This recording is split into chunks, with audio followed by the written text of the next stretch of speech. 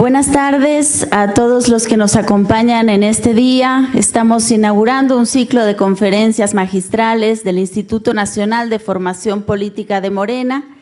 En esta ocasión y para inaugurar este ciclo que va a durar durante todo el año, la idea es que podamos encontrarnos en este mismo espacio cada 15 días, los martes a las 6 de la tarde, para poder empezar a reflexionar juntos sobre esta cuarta transformación, los retos que tenemos y sobre todo el modo como iremos avanzando en esta revolución de las conciencias. Porque la idea que tiene el Instituto Nacional de Formación Política es generar pues un cambio cultural, subjetivo, objetivo, porque sabemos que los retos que tenemos en adelante nos significarán cambios muy profundos, cambios para los cuales no queremos que haya manera de regreso. No queremos las viejas prácticas y para eso tenemos que ir transformando en muchos sentidos, en muchas trincheras, y esa es la idea, que podamos conversar, reflexionar juntos sobre esta transformación. Y entonces el día de hoy tenemos con nosotros a tres grandes actores de esta cuarta transformación. En primer lugar, al presidente del instituto, Rafael Barajas, mejor conocido como el Fisgón.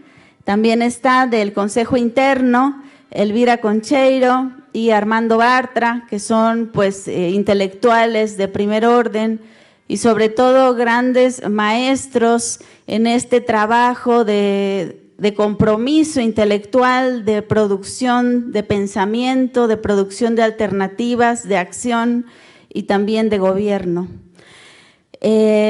Pues para comenzar yo quisiera agradecerles a todos los que nos acompañan en este día. Poco a poco vamos saliendo de nuestras casas, vamos saliendo de nuestro encierro y la verdad me da muchísimo gusto que hoy podamos dar este primer paso, que es un paso pequeño, pero al mismo tiempo un paso grande, porque tenemos que volver a ganar las calles, volver a ganar nuestros espacios de encuentro, y esto pues es un primer espacio que vamos a ir abriendo cada 15 días, los esperamos aquí, esperamos que sea pues un hábito, que podamos vernos en este espacio. Y también, pues me da mucho gusto presentar también a compañeros importantes, actores también de este Instituto Nacional de Formación Política. Está con nosotros el compañero Mario López de la Coordinación de Medios, él es coordinador de medios y se encarga pues de todo este trabajo de sostener todas las transmisiones y también de ir preparando pues todo un mensaje de formación política y de comunicación que sea efectiva y que pueda llegar a la militancia, a los simpatizantes y a la gente. Está con nosotros también Alfonso Rodríguez, quien es el coordinador de la RENACE, esta Red Nacional de Círculos de Estudio, que tiene el compromiso de llevar a territorio la formación política, de generar el encuentro, de generar pues estos lazos entre la gente, entre el partido y que podamos ir avanzando en esta transformación. Le voy a dar la palabra a mi compañero Alfonso Rodríguez porque también pues va a dirigir unas palabras. La idea es que este espacio también se lo apropie la RENACE, se lo apropie la Red Nacional de Círculos de Estudio, que lo tomen como un espacio de reflexión y encuentro. Adelante. Gracias a todos y a todas. En primer lugar, bueno, gracias Katia por la presentación y la invitación. Y bueno, voy a ser breve para pasar rápido al evento principal, que es la participación de las personalidades que tenemos aquí. Y bueno, nada más agradecer también al público, a los que están aquí, a los y las que están aquí presentes y también a la distancia por medio de las redes sociales. Y sí, bueno, la intención, como bien se dijo, es construir este espacio de reflexión, de construcción de una inteligencia colectiva, que es lo que pretendemos en el instituto, donde todos y todas vayamos definiendo pues cuáles son las rutas de la transformación y de la del proyecto de la Cuarta Transformación, del proyecto que está encabezando Andrés Manuel López Obrador, y que bueno, pues tiene que ser un proyecto a larga duración para poder transformar las estructuras políticas y sociales y culturales en el país. Y bueno, este es un esfuerzo más que hacemos para ir construyendo este espacio que vaya agarrando fuerza poco a poco y sea un centro pues donde comulguen todos y todas los militantes del movimiento, del partido, y podamos intercambiar de primera mano pues nuestras experiencias y nuestras ideas con todas las personas que están en el movimiento. Entonces, pues bueno, esta es la primera de estas actividades. Tengo entendido que de aquí a que acabe el año vamos a ir pues poco a poco construyendo en conjunto este espacio para el próximo año tener ya con una base más fuerte, poder darle un gran impulso. Y bueno, sin más, para ya no quitar tiempo, pues pasamos a la siguiente actividad y nuevamente muchas gracias. Muchas gracias, Alfonso. Y bueno, antes de comenzar, yo quisiera hacer un agradecimiento muy profundo al Sindicato de Telefonistas que nos ha prestado, que nos ha cedido este espacio de encuentro, y bueno, a todos los compañeros que estuvieron participando en la organización del evento, el compañero Zenaido, importantísimo siempre en sus vínculos y en su apoyo a la formación política. Voy a presentar en primer lugar al presidente del instituto, quien nos va a dirigir unas palabras sobre este tema de la revolución de las conciencias. Bueno, pues muchas gracias. Pues seré breve. ¿Aquí? Okay. Seré breve. Lo que les quiero plantear es que efectivamente estamos transformando al país. Y la verdad es que la transformación sí está siendo profunda. De las 100 promesas de campaña que hizo Andrés Manuel, pues parece que ya cumplió 98, y que hay un montón de cosas que ya cumplió y que no nos había prometido. Es decir, sí sentimos que hay un cambio en la nación. Sobre todo lo sentimos después de 36 años ininterrumpidos de políticas neoliberales. Durante 36 años perdimos soberanía, perdimos salario, perdimos derechos, perdimos un montón de cosas. Se violentó el pacto social plasmado en la Constitución del 17, es decir, nos fue horrible. Y yo creo que por primera vez en décadas, a mí ya me da gusto leer el periódico, porque pues prácticamente todo lo que aparece son cosas que desde hace rato queremos que sucedan, ¿no?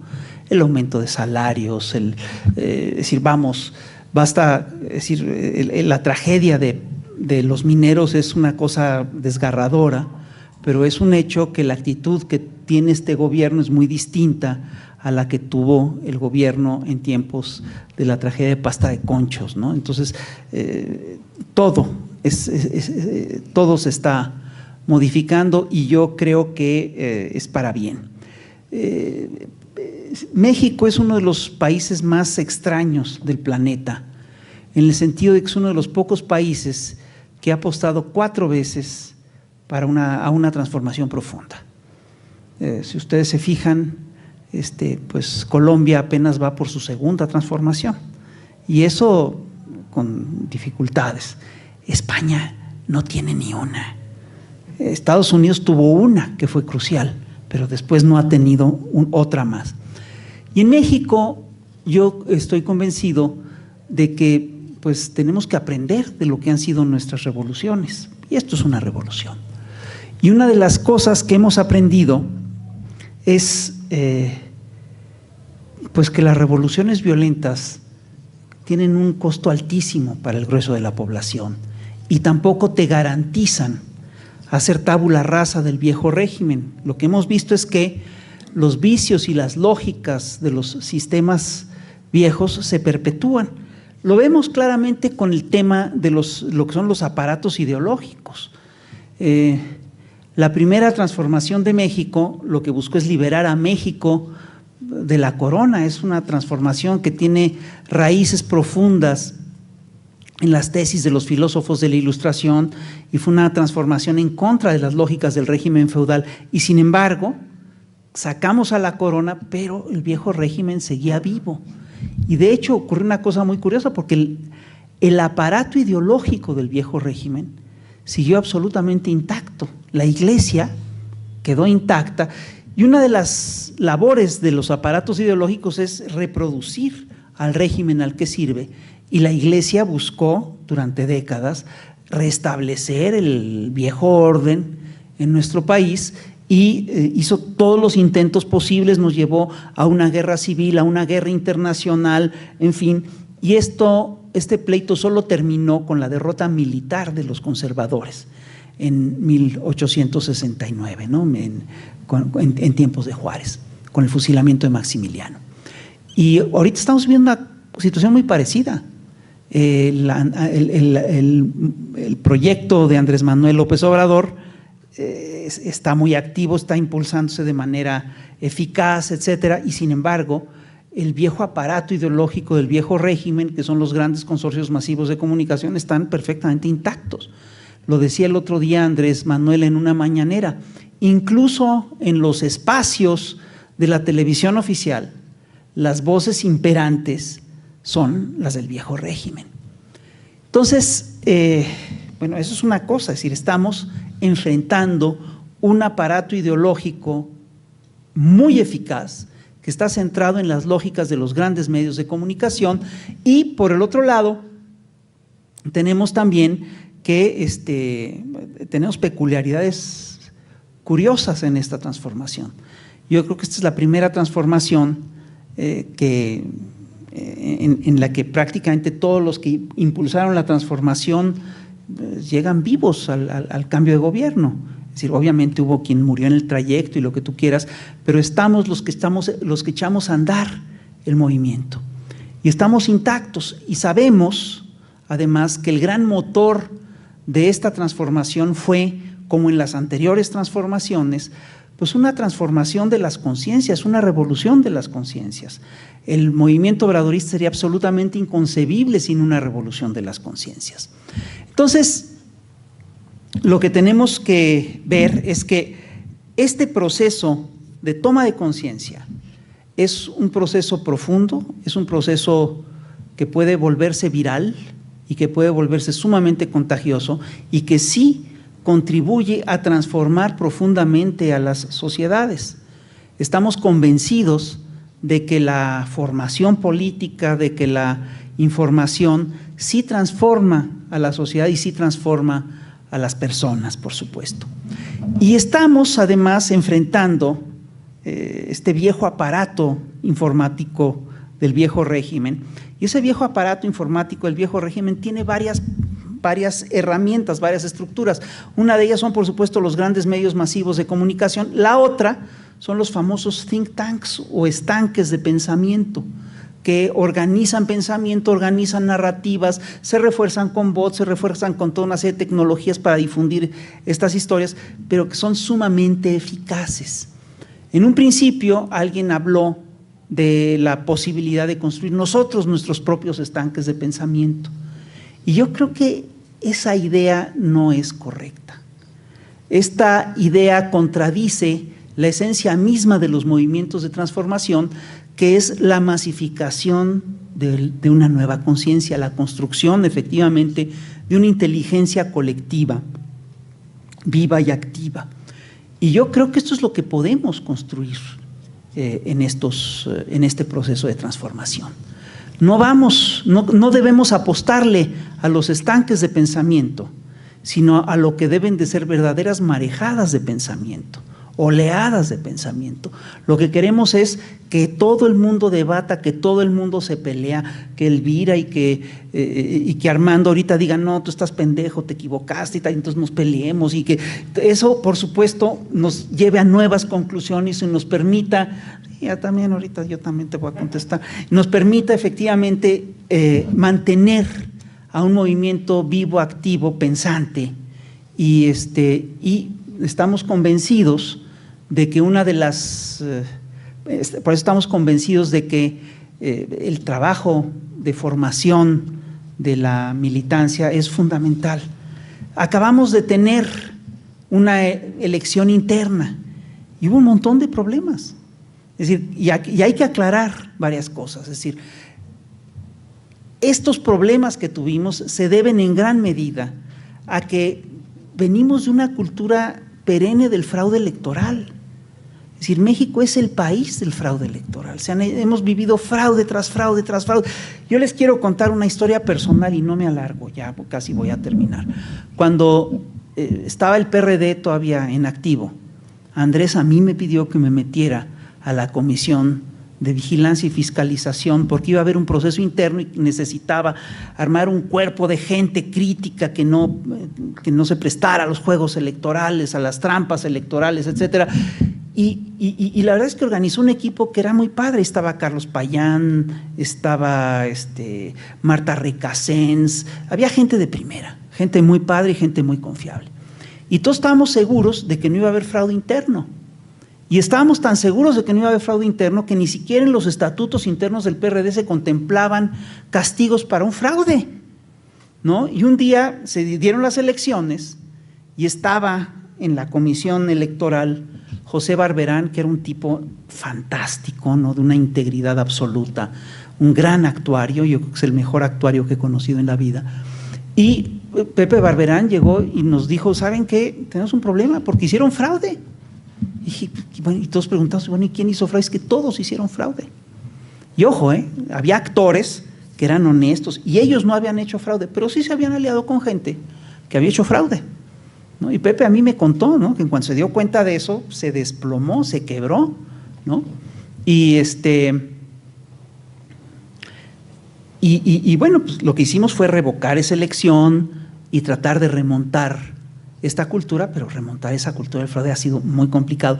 Yo sí estoy convencido de que este proceso interno tuvo grandes problemas, pero también estoy convencido de que mucha gente fue a votar con limpieza y que en general el proceso es muy superior o mucho mejor que lo que vivimos en el PRD, en fin, y que además este proceso tiene grandes ventajas. Por ejemplo, nos ha permitido renovar el padrón y nos va a permitir, entre otras cosas, marcar una ruta precisa para el 2024, en fin. Lo que quiero decir es que los usos y costumbres, obviamente, solo los podemos cambiar con un constante proceso de revisión, de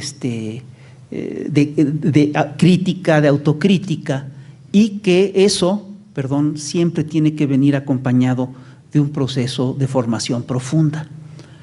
Es decir, una de las cosas con las que nos encontramos es que el padrón de Morena cambió de manera radical. Hasta hace unas semanas teníamos un padrón de 300 y tantas mil gentes. Claro que teníamos más simpatizantes, ¿no? Es decir, calculamos que teníamos cerca de 1 millón y tantos. Pero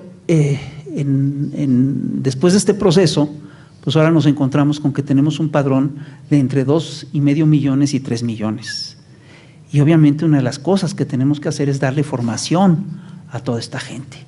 Es decir, somos la primera transformación de la historia de México y posiblemente la primera transformación de la historia del planeta que se puede permitir prolongar y continuar el proceso de formación después de la toma del poder.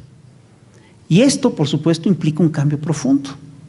Yo creo que esta es una de las pocas herramientas con las que podemos contar para cambiar efectivamente usos y costumbres profundamente arraigados, para cambiar lógicas viejas y para modificar conductas.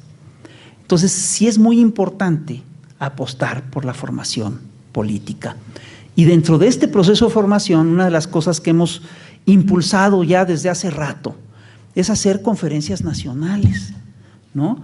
Hacer un foro permanente en el que una vez a la semana nos reunamos y platiquemos y traigamos invitados de alto nivel y que te planteen tesis controversiales y que pongan a disposición de la militancia de Morena y a través de nuestras redes sociales, en fin, que pongan a disposición de la gente sus investigaciones recientes, datos importantes que acaban de encontrar, en fin.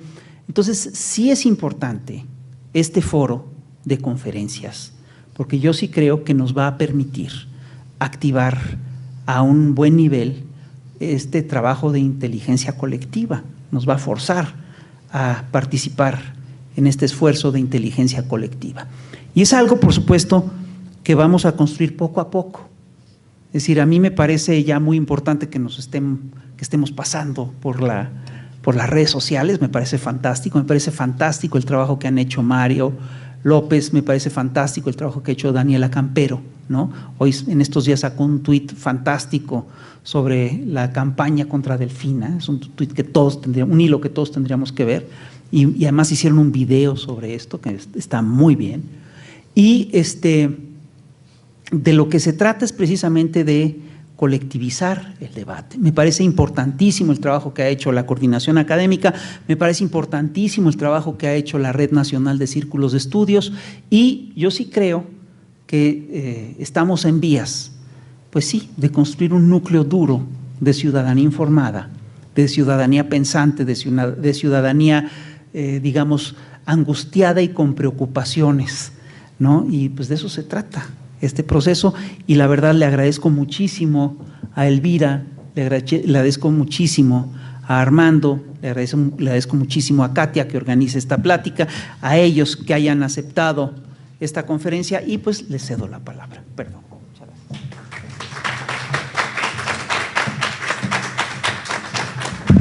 Muchísimas gracias, Rafael. Le voy a dar la palabra ahora a la compañera, hermana, maestra, investigadora Elvira Concheiro, muy querida de esta Cuarta Transformación.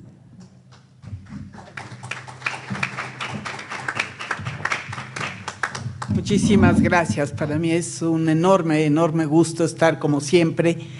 Creo que una de las cosas más inteligentes que ha hecho Morena es crear el Instituto Formación Política, de haber puesto al Fisgón a la cabeza de este instituto, y desde luego a toda esa masa juvenil que se acercó a este proyecto y que le da vida, le da continua vida, y lo hace de una manera pues como se puede, a veces con recursos, a veces sin ellos, con mucha audiencia, con poca audiencia, con lo que sea, pero convencidos y convencidas, como lo acaba de decir el Fisgón, de que esta tarea es fundamental, que la transformación que estamos viviendo implica efectivamente un proyecto político,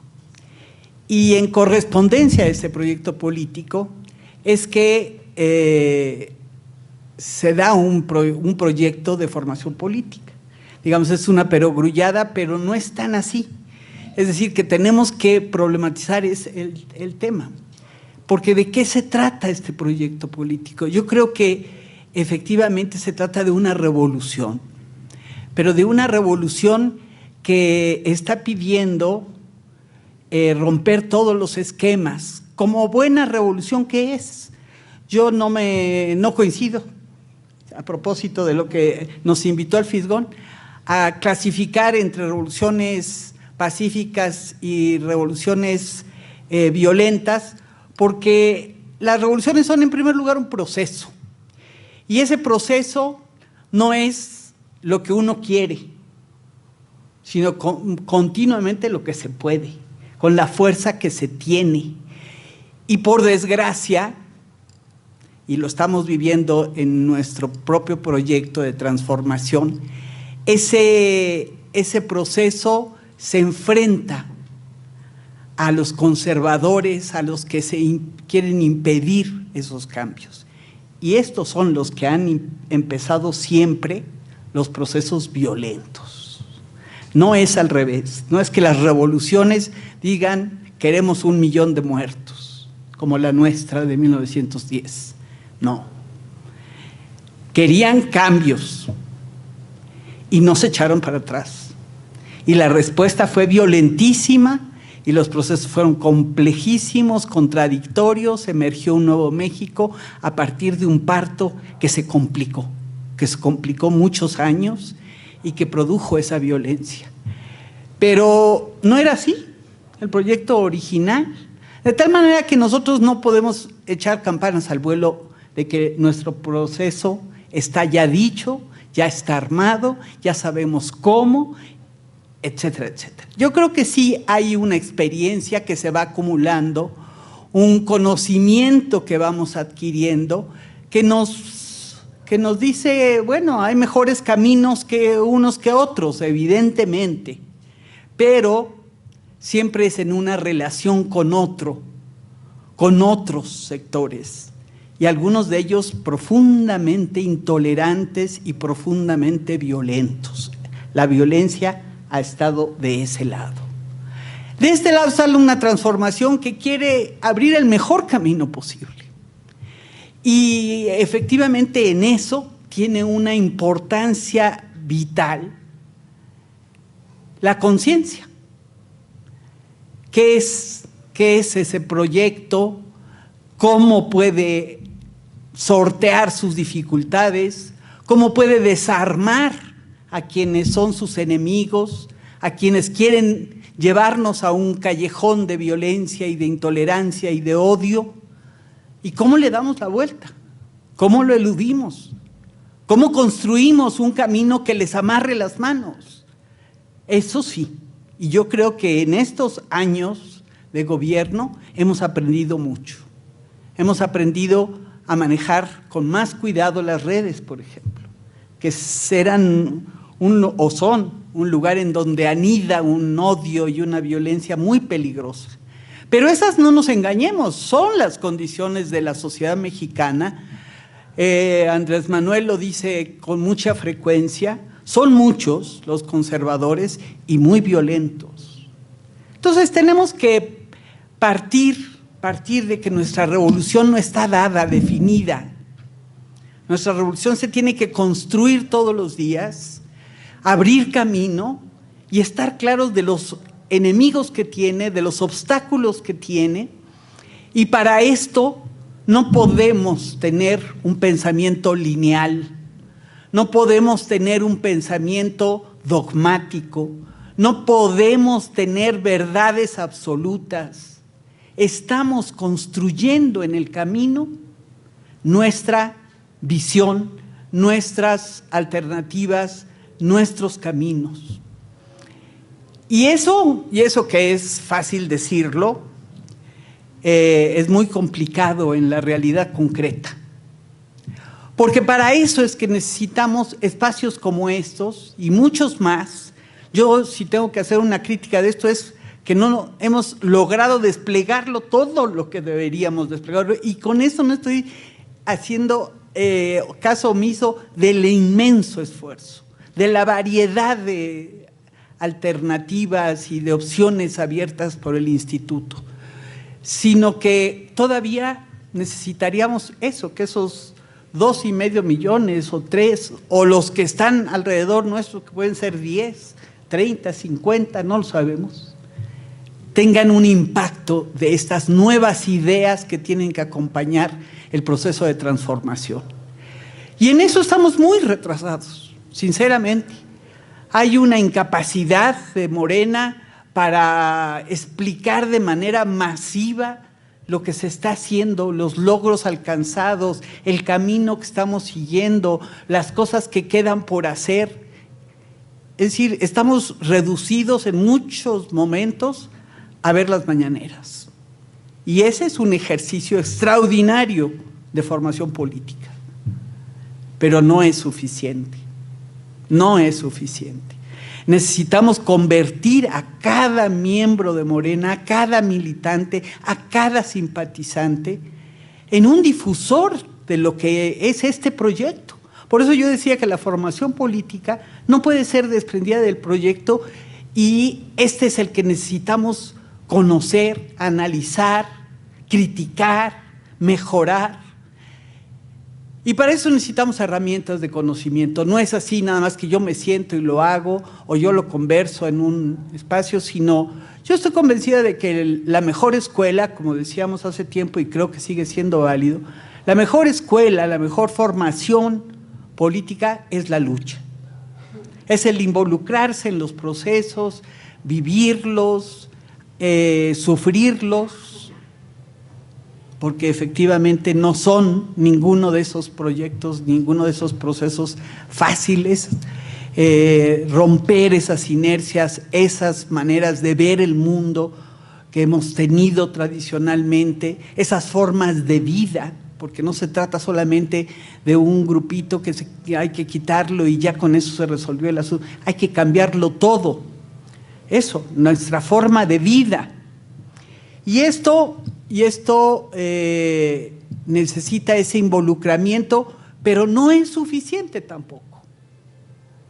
No somos empiristas, no es simplemente salgo a las calles y ya con eso entendí de qué va este proyecto y cómo lo impulsamos, cómo lo defendemos, cómo lo continuamos, lo reinventamos, sino que necesitamos herramientas de conocimiento, herramientas que son, pues, procesos que son más difíciles quizá.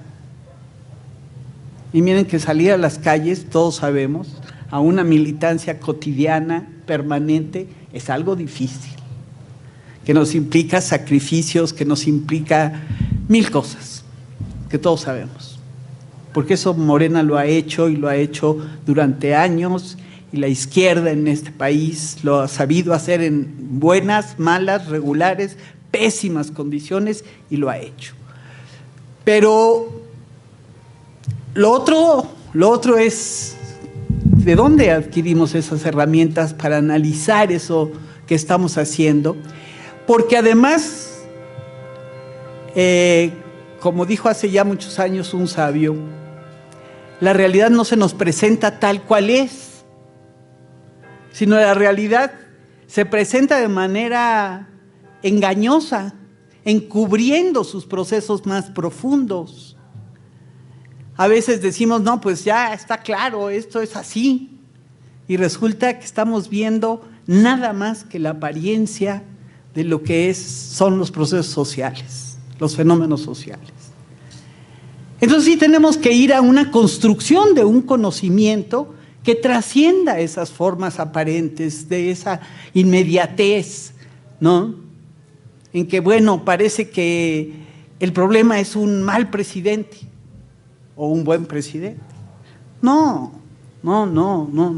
Todos sabemos que eso no es lo suficiente, no es la realidad.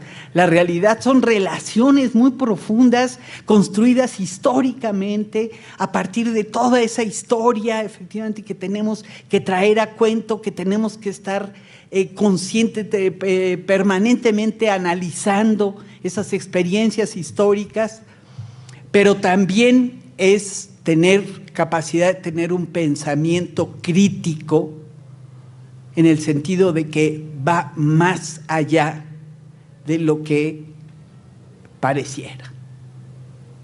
Esa es la crítica real. Ir más allá, entender más allá, y eso necesitamos estar en el análisis de lo que somos, de lo que pensamos, para deconstruirlo, para decir, no, esto no es suficiente. Ese es el pensamiento crítico frente a un pensamiento dogmático que se instala en las verdades absolutas, en las certezas. Lo otro es lo que es difícil.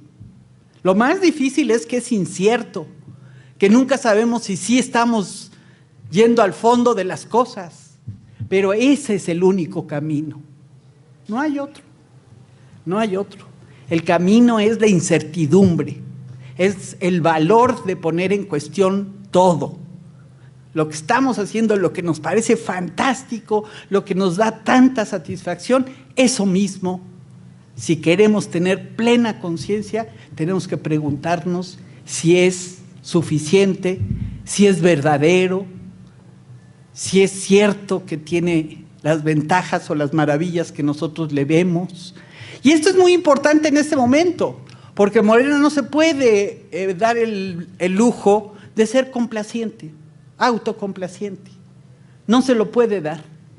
Tenemos todo el tiempo la necesidad de decir, es que nos falta tanto, nos falta tanta gente preparada a fondo para lograr que los cambios se profundicen, para que esto que hemos comenzado recién, porque eso lo dice también el presidente todos los días, estamos arrancando, estamos comenzando, le damos muchísima relevancia a lo que hacemos porque sabemos la dificultad que ha tenido construir estos 4 últimos años, lo que se ha construido.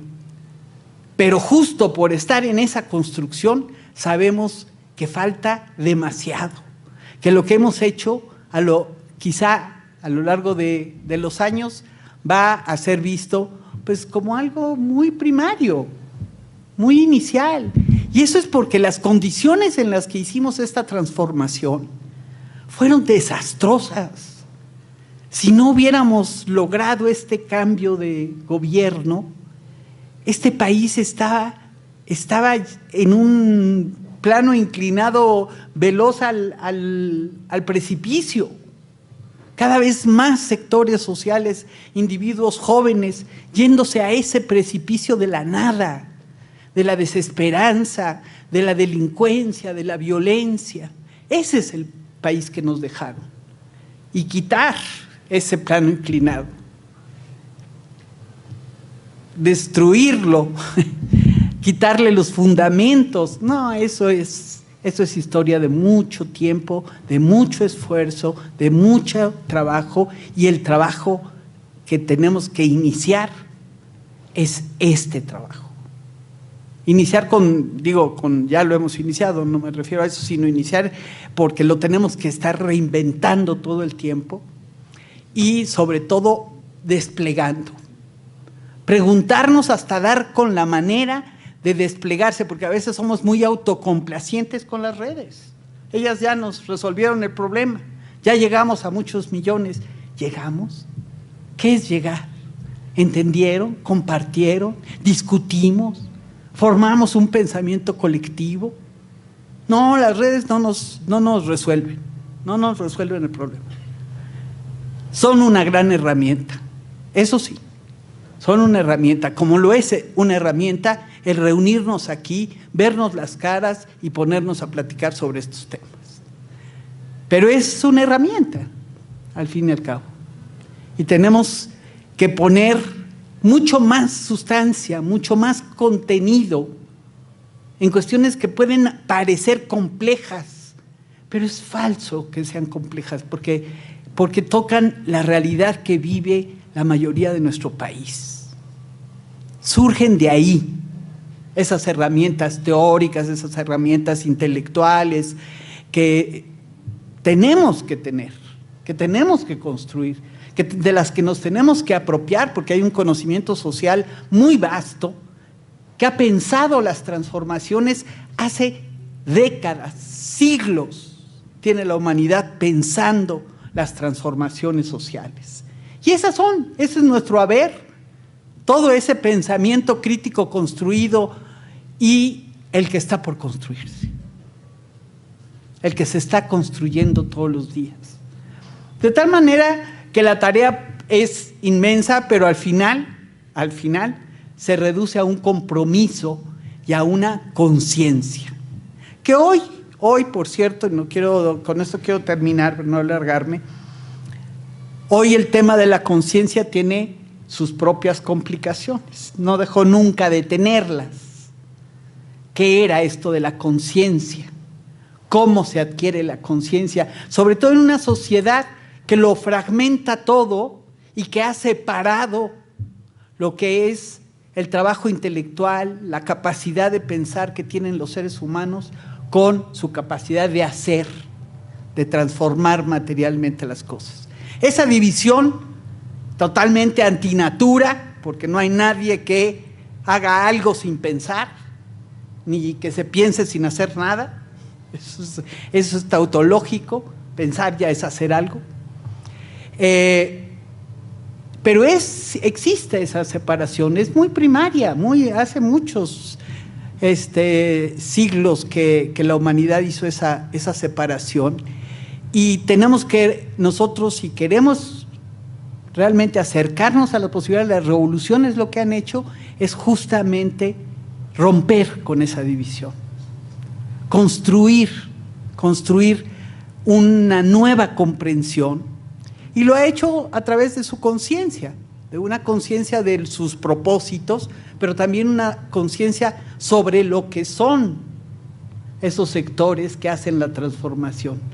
Es decir, pensarse a sí mismo como sector social, con las capacidades que como sector social se tiene para la transformación. Y este es todo un tema desde que un sector que fue muy uniforme, muy fuerte, muy visible, como fue la clase obrera industrial, que desde el siglo XIX enarboló justamente lo que se conocía como la conciencia de clase. Es decir, revisar sus propias condiciones y sus propias posibilidades y a partir de ahí inventarse un programa de salvación de la humanidad, de emancipación de la humanidad, no solamente de sí mismo.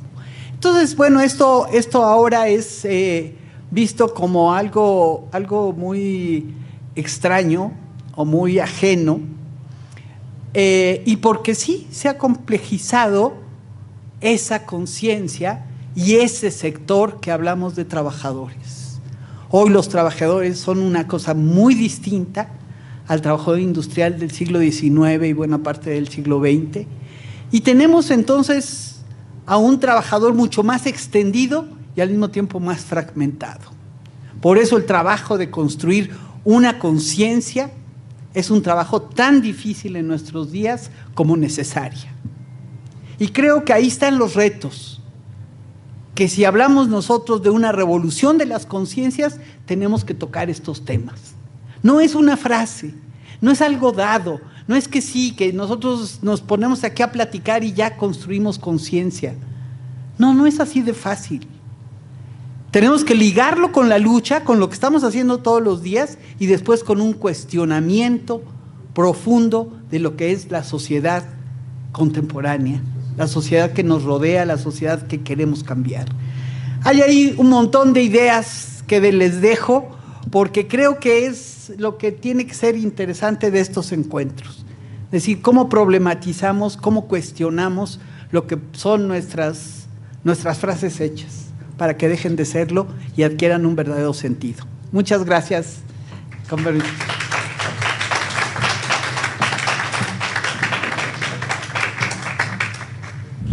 Muchísimas gracias, doctora Concheiro. Efectivamente, hay que ir en formación política por todos los caminos. Ese es, creo que, nuestra tarea. Ahora sí que por todas las vías, de cualquier manera y con lo que se tenga a la mano. Y le voy a dar la palabra al doctor Armando Bartra, que también pues es para nosotros muy especial que pueda estar el día de hoy con nosotros. También un hermano luchador que nos enseña también a trabajar y a seguir y andar como movimiento. Que no se nos olvide que este partido es movimiento.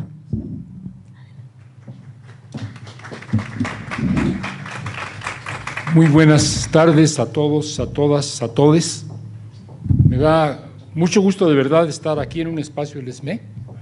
Desde que yo era niño, de veras, las reuniones políticas en las que yo participaba eran en los espacios del ESME, en el viejo, en el… También, bueno, telefonistas. No, no era el de telefonistas, era el del ESME. Oye, Armando, Pregunta antes de que hable, sí, porque si ya que hable no voy a dejar. Acaba de decir la doctora Concheiro cosas muy interesantes, básicas. Entonces me preocupa porque, un poco recordando lo que tú en diversos espacios has hecho, seguramente van a salir otro tanto más de interrogantes. Entonces, el Alzheimer me puede hacer presa y al rato se me van a ir otras que tocó la doctora Concheiro que son cruciales. La pregunta es, ¿cómo va a ser la dinámica? Una vez que finalice los tres expositores, ¿va a crearse el espacio para la discusión? ¿Sí? Ahora sí. Bueno, muy bien.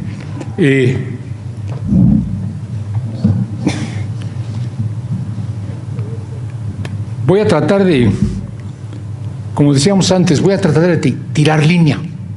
No tienen por qué hacerme en ningún caso, pero voy a tratar de tirar línea.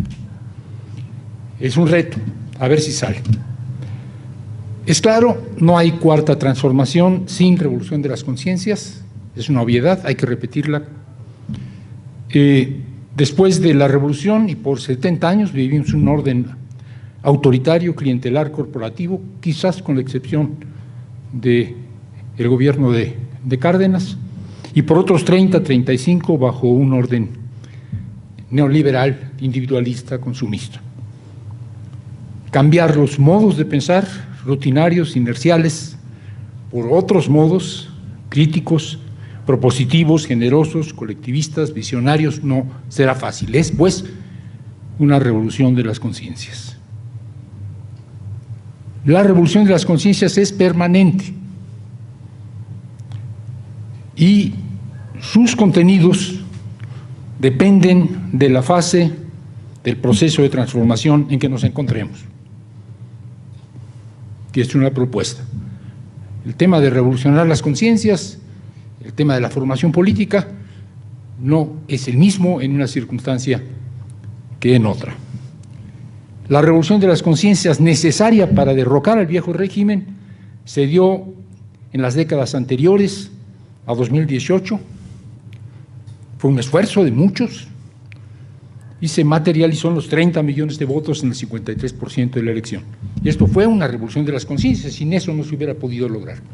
El contenido era derrocar al viejo régimen por una vía pacífica, si se podía, y si no, pues a como diera lugar. Pero se pudo hasta este momento.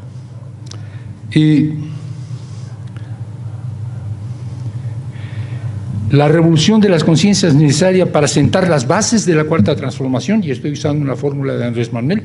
Lo único que se ha hecho estos 4 años y los 2 que nos quedan es sentar las bases de la cuarta transformación. La revolución de las conciencias es necesaria para sentar estas bases, se ha logrado en los últimos años y se muestra en la aprobación y el respaldo, el 60-70% que tiene Andrés Manuel en su política. La revolución de las conciencias necesaria para la segunda etapa de la cuarta transformación, que comenzará a partir de 2024, cuando ganemos de nuevo la elección, que vamos a ganar sin duda alguna, y habrá una segunda etapa de la cuarta transformación que ya no va a ser sentar las bases, requiere otra revolución de las conciencias. El programa no es el mismo cuando estás luchando por derrocar al régimen por la vía pacífica, que cuando estás iniciando el proceso y sentando las bases, que cuando estás en un segundo momento, en una segunda etapa.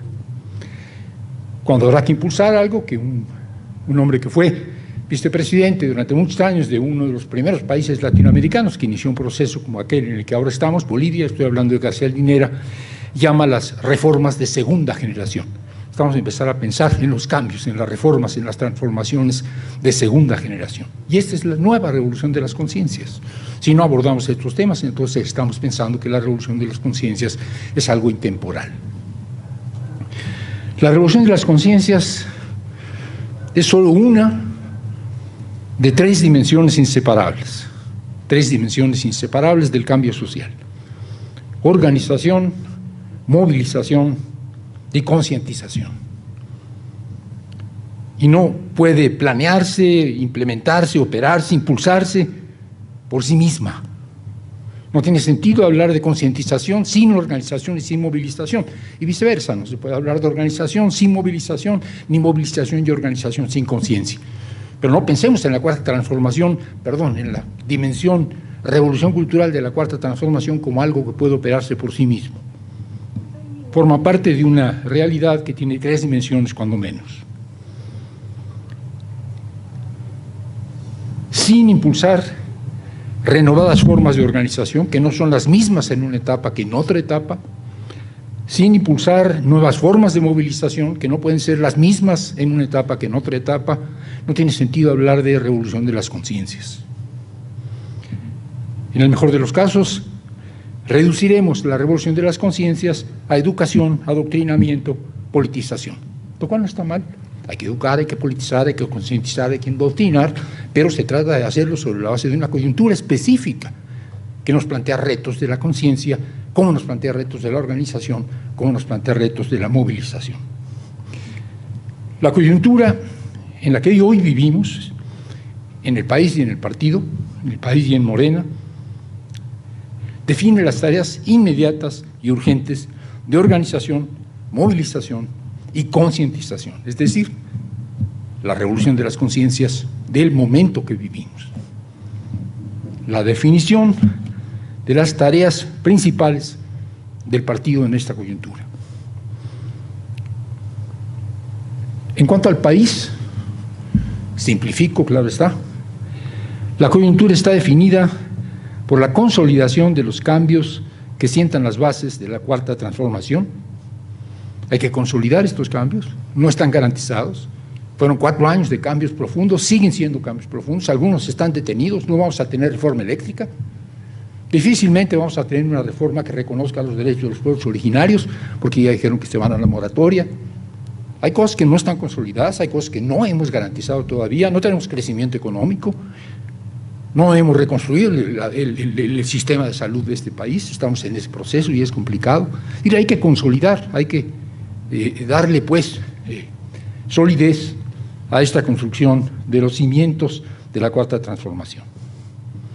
Pero el otro elemento que define la coyuntura, ya desde hoy, es la definición de los cambios que habrá que realizar en la segunda etapa. No podemos pensar únicamente en el proyecto que impulsó Andrés Manuel desde el momento mismo en que supo que era presidente electo, desde el 1 de julio, en la noche. 2 días después ya estaba organizando el gabinete. No podemos quedarnos en eso. Eso fue la primera etapa, eso fue sentar las bases. Nos quedan 2 años para consolidar eso. Pero ¿y qué sigue? ¿Qué sigue? Esta es otra tarea que hoy es urgente y es parte de la revolución de las conciencias. Segunda etapa, en la que tendrá que haber continuidad, pero también novedad. Hace 2 días lo dijo un compañero, Alfonso Ramírez Cuellar, continuidad, no continuismo. No simplemente la inercia. Ya tuvimos un buen gobierno, vamos a seguir haciendo lo que hace este gobierno, lo que hizo este gobierno. Mañaneras ahora con un candidato o candidata diferente. No se trata de eso. Tiene que haber continuidad, hay que consolidar todo lo que ya se hizo y que está bien, hay que hacer lo que no se pudo hacer y hay que hacer aquello que se hizo mal. Y si no hacemos un balance y una propuesta, entonces no estamos cumpliendo con las tareas de la Cuarta Transformación y por lo tanto no estamos operando una verdadera revolución de las conciencias en coyuntura. En cuanto al partido, es evidente, la coyuntura es la misma que la del país, pero sus tareas son específicas. Primero, en la tesitura de consolidar las bases de la Cuarta Transformación, el partido tiene la tarea de hacer este trabajo en la sociedad. Lo que hace el gobierno es lo que puede hacer un gobierno. Un gobierno puede operar desde arriba, desde su espacio, desde el legislativo, desde el ejecutivo, incluso a nivel de los ejecutivos locales, de los municipios, pero no puede operar la organización de la sociedad de abajo arriba. Esto lo tenemos que hacer nosotros y no lo hemos hecho todavía o no lo hemos hecho bien. En la tesitura de preparar los cambios que corresponden a la segunda etapa de la Cuarta Transformación, me parece a mí que las tareas de Morena, las principales, son definir de manera participativa y de manera consensada las reformas de segunda generación, es decir, el programa de la segunda etapa de la Cuarta Transformación. Yo supongo que estamos pensando en eso. Si no estamos pensando en eso, no sé en qué estamos pensando. ¿Qué vamos a hacer? No en los 2 años que nos quedan, más o menos ya sabemos. ¿Qué vamos a hacer en los siguientes 6 años? ¿El nuevo gobierno qué va a hacer? Continuar lo que se ha hecho bien, claro. Consolidar lo que se ha hecho bien, claro. Pero ¿qué otras cosas que no se han hecho porque no se podían hacer, porque no correspondían a ese momento, habrá que hacer? ¿Cuáles son?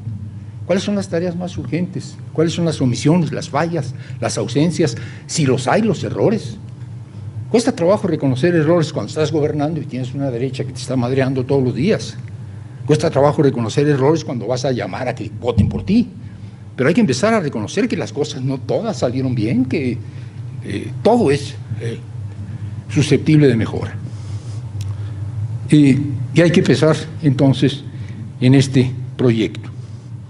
Hay que pensar pues en el programa del segundo gobierno de Morena y y a la vez ir construyendo la fuerza social necesaria, uno, para ganar las elecciones del 24, dos, para operar desde la sociedad y de común acuerdo con el nuevo gobierno los cambios de la segunda etapa de la cuarta transformación. Y eso no habrá que hacerlo desde el momento que ganemos otra vez las elecciones, hay que hacerlo desde ya. ¿Con qué fuerzas sociales, con qué organización social, con qué partido va a gobernar el próximo gobierno de la cuarta transformación? No solo para ganar la elección. Andrés Manuel está convencido, y yo estoy convencido, creo que todos, casi todos estamos convencidos de que si no sucede algo terrible, vamos a ganar esa elección. El tema no es ganar esa elección, el tema es tener otro sexenio en el que pasemos en una segunda etapa de la cuarta transformación. Hagamos lo que no se pudo hacer en la primera, porque no se puede hacer todo de una sola vez.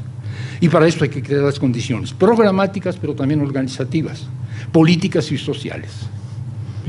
La definición del candidato o la candidata a la presidencia de la República es importante, pero solo si se encuadra en la definición colectiva y consensada de un programa general de gobierno y en la conformación de organizaciones consolidadas en la conciencia y movilizadas que acompañen ese programa y ese candidato cuando sea presidente o presidenta.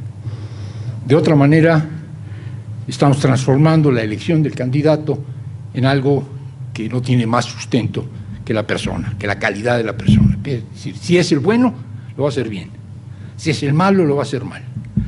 Y el bueno o el malo lo va a hacer bien o mal, dependiendo no solo de su personalidad, no solo de su trayectoria, no solo de su condición, sino lo van a hacer bien o lo van a hacer mal dependiendo de qué partido tengan y dependiendo de qué sociedad tengan y dependiendo de qué programa tengan que cumplir. No podemos estar apostándole a que salga el buen candidato y todo va a ir bien, sale el mal candidato, todo va a ir mal, depende de nosotros. No solo elegir el bueno, sino tener condiciones para exigirle a cualquiera que éste sea que respete el proyecto que hemos construido y además, si no lo hace, que tengamos una fuerza social capaz de enderezar el rumbo. Morena tiene 2 años para hacer esa tarea. Por una parte, consolidar desde la sociedad los cambios que están sentando las bases de la cuarta transformación, tarea que en gran medida está pendiente, pues salvo en el electoral y en la formación política, después de 2018 Morena se pasmó, se movilizó.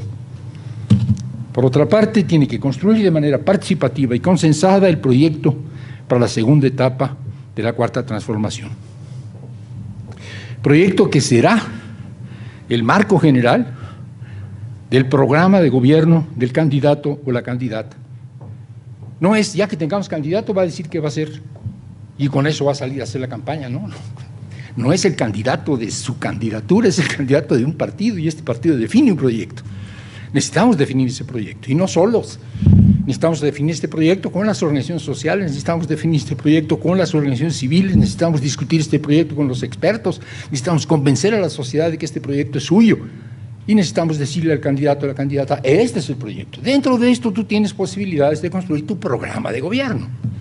En esto hay libertad, pero dentro de nuestro proyecto. Si no, luego nos vamos a quejar de que es que se desvió, es que fue nuestro Ávila Camacho. Sí han oído la broma, ¿verdad? Ávila Camacho no tuvo quien frenara sus desviaciones de derecha. Las organizaciones gremiales construidas por Cárdenas, me salgo del guión, las organizaciones gremiales construidas por Cárdenas no pararon la derechización de Ávila Camacho. Para nada. Yo pienso que Cárdenas no se apendejó, que Cárdenas dijo, bueno, necesitamos un hombre con un perfil que permita neutralizar un poquito las presiones de la derecha, pero tenemos una sociedad que no le va a permitir desviar el proceso. Pues sí se lo permitió, empezando por la CNC, que es una construcción del gobierno de Cárdenas. Sí me estoy explicando. Si no les gusta México como ejemplo, bueno, váyanse ustedes a Ecuador. Tuvimos una serie de gobiernos en Ecuador con una personalidad discutible como todas, como la de Correa, y en el momento que Correa sale del gobierno se desvía, y el partido de Correa se desvía y sigue a una persona que impulsa un proyecto neoliberal. Entonces necesitamos construir una fuerza social y una fuerza política y un proyecto del que no pueda apartarse el candidato o candidata. Si es muy bueno, qué bien, si no es tan bueno, también.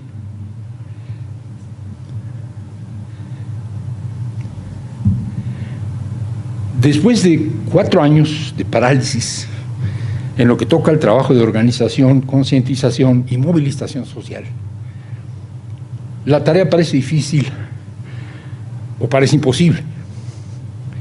En realidad, las condiciones son hoy extraordinariamente favorables, pues me parece a mí que, como acostumbra, Morena acaba de hacer un milagro político. Entre 2014 y 2018 construimos un partido ganador, no un partido ganador por nocaut, o sea, con 30 millones de votos de mexicanas y mexicanos, con 53% en 4 años, Eso fue un milagro político. Hoy, en un fin de semana, en 2 días, sábado y domingo,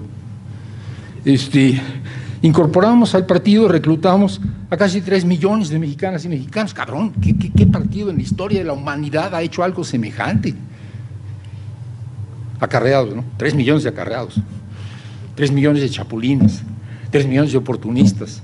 No, por favor. 3 millones de mexicanos y mexicanas que decidieron que quieren participar de manera organizada en la Cuarta Transformación.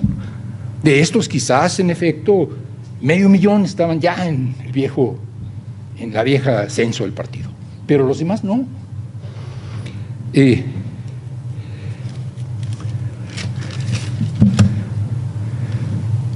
Nunca en México, ni en el mundo, creo yo, había ocurrido algo semejante. Magia Morena, pues, Morena hace magia. La derecha, ya, lean ustedes algún artículo de Proceso, yo soy masoquista, leo Proceso todas las semanas.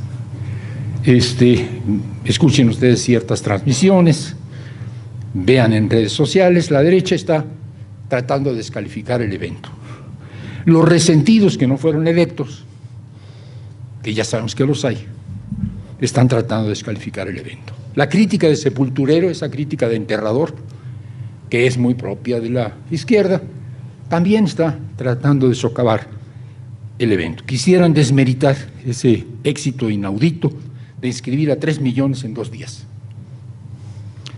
Descuenten 400,000 que ya estaban en el padrón, 300,000, 400,000, los que quieras. Descuenten, ¿qué les gusta? 100,000 chapulines, 200,000 chapulines acarreados. De todos modos nos quedan 2 millones y pico de ciudadanas y ciudadanos honestos dispuestos a construir la Cuarta Transformación organizadamente, y es una responsabilidad cabrona porque hay que organizarlos. Y el problema que tenemos es que estos 2 millones, 3 millones de afiliados con los que ya estaban, son eso, afiliados, no militantes. Pues para hacerlo no basta con estar en el padrón, tener credencial.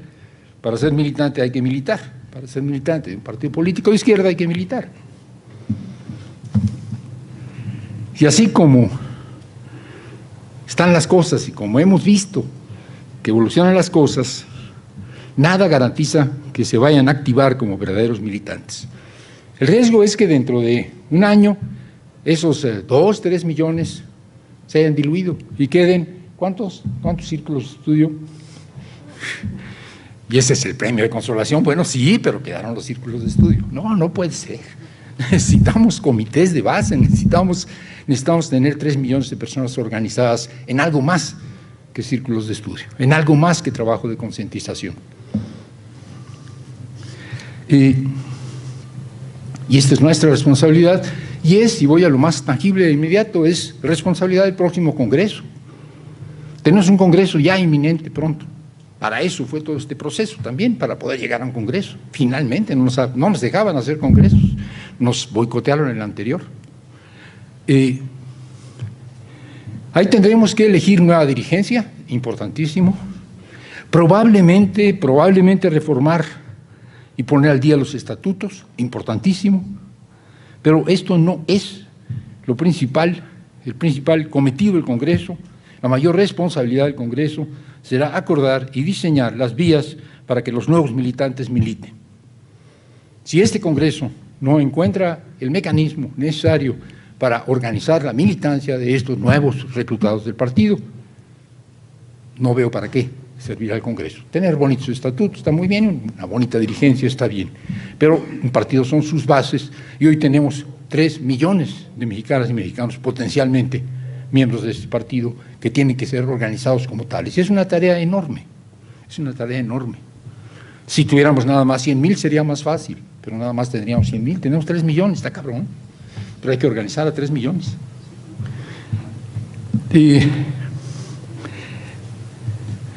Si ponemos en movimiento organizadamente, conscientemente y con objetivos claros a estos 3 millones o a una parte de estos, los acarreados, los oportunistas, los trepadores serán eliminados, se van a salir solos. Si algo no soporta esta calaña de personas es la militancia. Decía un viejo camarada al que yo imagino que la nueva izquierda no reconoce demasiado, pero bueno, decía, creo que era Lenin, o si no alguno de sus compañeros, que la mejor manera de neutralizar a los policías es ponerlos a militar, porque si militan se les quita a los policías, y si no militan se nota que son policías. Entonces, si tenemos trepadores, si tenemos oportunistas, si tenemos chapulines, pónganlos a militar, y si de veras militan, pues a lo mejor hasta se les quita a los chapulines, si no militan, entonces se van para afuera. Pero sin militancia no hay manera, no hay filtro. O sea, no, es que no hay que permitir que entren los malos. ¿Cómo chingadas madres impides que entren los malos? No puedes impedirlo. Los peores sí, porque tienen etiqueta, ya sabes, este no entra. Pero no puedes hacerlo. Tienes que filtrar y tienes que filtrar organizando a la gente para movilizarse. Tenemos pues, y con esto termino, 3 tareas. Trabajar durante los 2 años que le quedan a este sexenio para consolidar en la sociedad las bases de la Cuarta Transformación que el gobierno ha impulsado y seguirá impulsando desde la esfera del Estado. La Cuarta Transformación no es una tarea del gobierno y del Estado, es una tarea de la sociedad también, y esta hay que impulsarla desde abajo, y es nuestra tarea impulsarla desde abajo. Y nos quedan 2 años para hacer lo que no hicimos en los 4 años anteriores. 2, en este mismo proceso, desarrollar el trabajo de organización, concientización y movilización necesarios para poner en pie la fuerza no partidaria, sino social, que hace falta para ganar la elección del 24. No es nada más casa por casa. Estamos gobernando, tenemos un partido. Es organizar los comités de base. Y además, esta fuerza social capaz de ganar la elección del 24 será necesaria para acompañar al nuevo gobierno de Morena, en la tarea de impulsar las reformas de segunda generación, es decir, impulsar las transformaciones de la segunda etapa de la Cuarta Transformación, que no puede irse en blanco. No hay tiempo para discutirlo a fondo, pero me parece a mí que así como vamos, llevamos 4 años, nos quedan 2, en lo fundamental aquí la iniciativa corrió por parte del gobierno, y el elefante que se movió fue el elefante del Estado.